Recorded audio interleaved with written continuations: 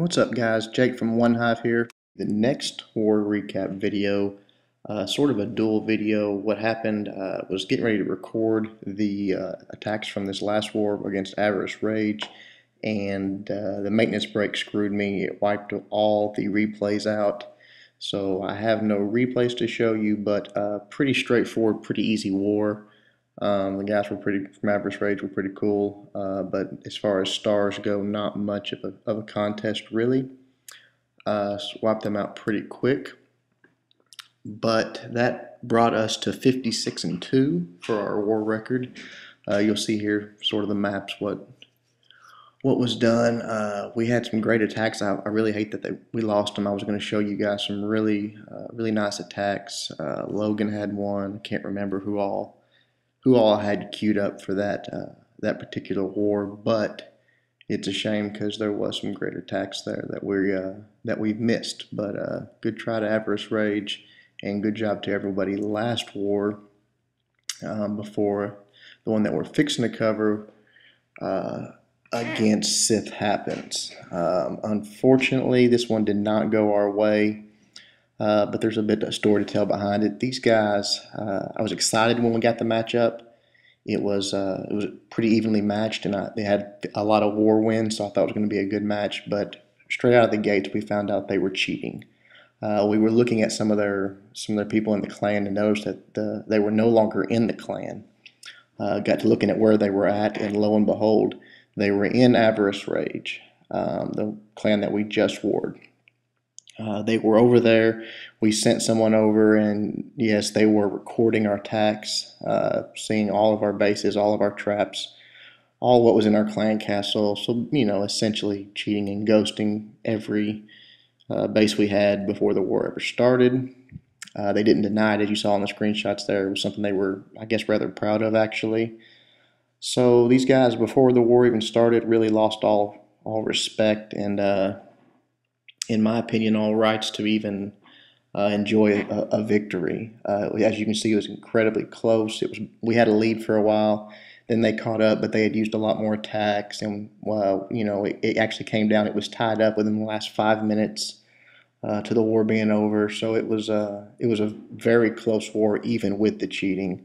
The matchup was, like I said earlier, pretty even. They had two more Town Hall 10s than we did. But honestly, the way things go for us, I'll take that every time. I'll call that even. We actually rated really well.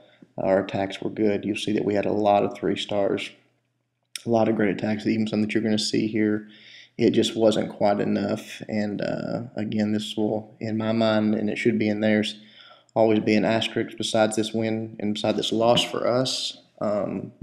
Because of the cheating, and like I said, they didn't deny it. They were, if anything, proud of it, and talked a lot of crap in the clan descriptions throughout the match. But what are you going to do? It's there's people like that want to play that way. OneHive is a straight up 100% fair play, no spies, no ghosting, even when it was there. We don't play that way. Like I said, I was excited to go up against these guys to see who was better, and I would have loved to have this been a straight up match and see who came out on top, but unfortunately we won't get to do that.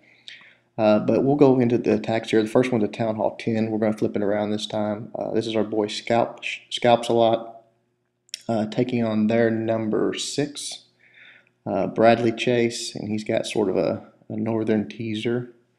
And Scalps really just rips this base up. I thought for a moment he might have a 3-star, but just turns out to be a 2. But he really he wrecks this base.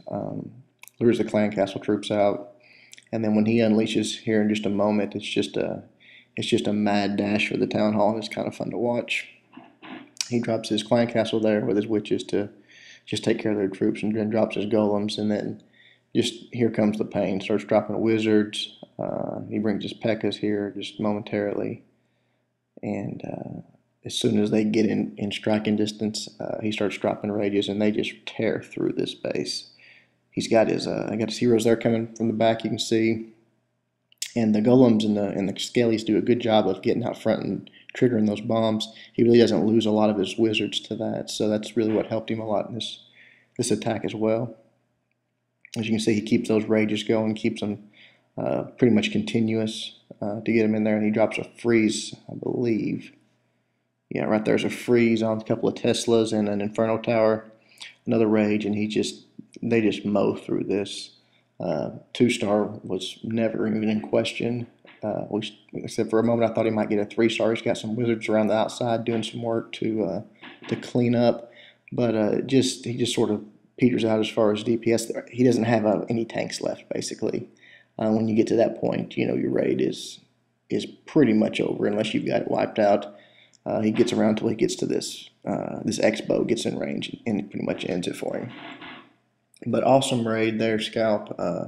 Just tore up that Town Hall 10, so good job, man. The next raid we're going to look at is a Town Hall 9 by our boy Slash. And he had an excellent war, awesome war, Slash. Good job, man. Both raids of his were 3 stars, so a 6-star war for Slash. The one we're going to watch is versus their 16 Ender. And we'll get it started here.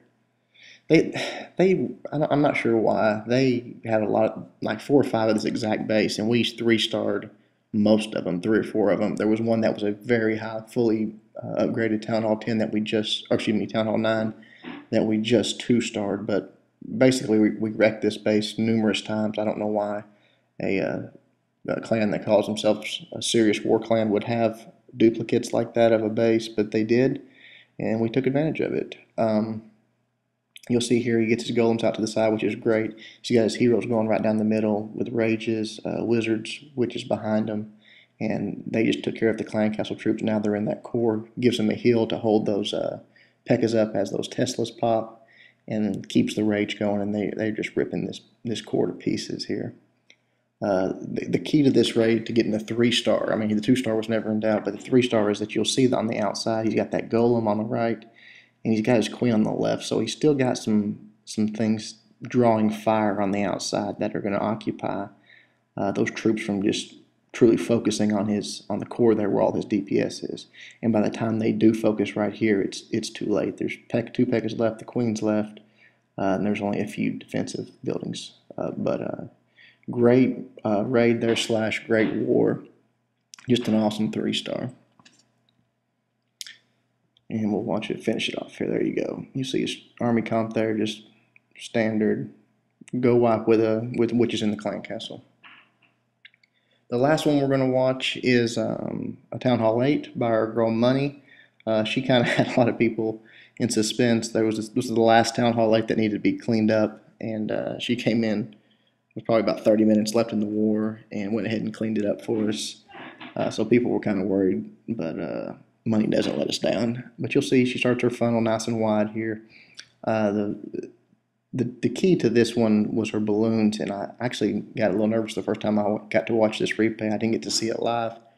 She's doing a good job here because those 2 compartments are what could make her loons stray from going to the core to get those air defenses picked up. But really, she just does such a good job funneling her dragons into the core that it didn't end up mattering. She drops them there, they take that out, and here comes the loons. They're going to that air defense, but it dies so quickly to those dragons that it takes a right and starts heading to that mortar as opposed to the core where she wanted it to go. But you'll see again, she did such an excellent job funneling her dragons. It didn't matter that the loons really didn't help with the air defense at all. They go around and kill a few outside defenses here, and actually there was a point where I believe it was shortly after, right after this last rage wears off, that I sort of thought she might be in trouble. Only had the 2-3 dragons there in the middle. Her loons were dying off, and they had the 3 towers up still. But it turns out it was still plenty of DPS. She's got the 3 dragons going on the outside, and that it didn't matter. It only has the 3 towers. And she's got more than enough DPS to wipe it out here. We'll fast forward. Great raid by Money. She's always a solid Town Hall 8 raid for us. Just did an excellent job there cleaning that up and really giving us a boost when we needed it in the war. But that's it, guys. Those are the ones we had to show you today. Again, I want to just tell everybody they did a great job. There was a lot of 3 stars. I mean, we did our job as far as rating. Would the cheating? Does it just getting to see all of our troops, all of our traps, Tesla placement, giant bomb placements? Does that make a 2-star difference?